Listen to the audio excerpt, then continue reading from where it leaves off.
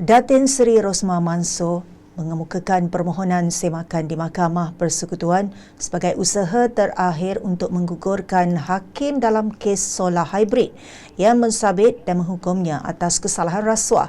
Peguam Dato' Akberdin Abdul Kadir berkata permohonan Rosmah akan difailkan pada 13 Mac bagi membolehkan panel berlainan menyimak keputusan Mahkamah Persekutuan semalam yang menolak rayuan isteri bekas Perdana Menteri itu. Menurutnya, permohonan dikemukakan mengikut Kaedah 137 Kaedah-Kaedah Mahkamah Persekutuan 1995. Hari ini ditetapkan untuk pengerusan kes di Mahkamah Rayuan bagi menentukan tarikh pendengaran rayuan Rosmah terhadap sabitan dan hukuman penjara 10 tahun dan denda RM970 juta yang diputuskan oleh Mahkamah Tinggi.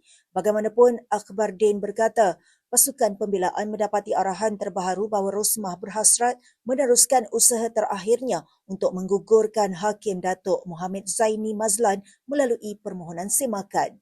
Pada sesi itu, Hakim Datuk Mior Hashimi Abdul Hamid kemudian menetapkan 16 Mac ini bagi mengemaskini perkara tersebut.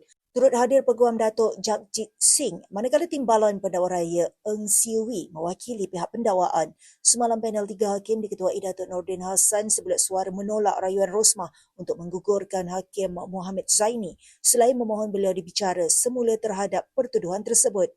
Beliau yang bersidang bersama-sama Datuk Cik Muhammad Ruzima Ghazali dan Datuk Azimah Omar berpendapat tidak wujud bahaya berat sebelah yang nyata terhadap keputusan hakim berkenaan yang mensabit dan menghukum Rosmah. Panel Mahkamah Tinggi Negara turut mendapati Hakim Mohamed Zaini tidak melanggar Kod Etika Hakim 2009. Pada 1 September 2022, hakim itu memutuskan Rosmah bersalah atas 3 pertuduhan rasuah membabitkan projek solar hybrid RM1.25 bilion untuk 369 sekolah luar bandar di Sarawak dan memerintahkannya dihukum penjara 10 tahun dan denda RM970 juta.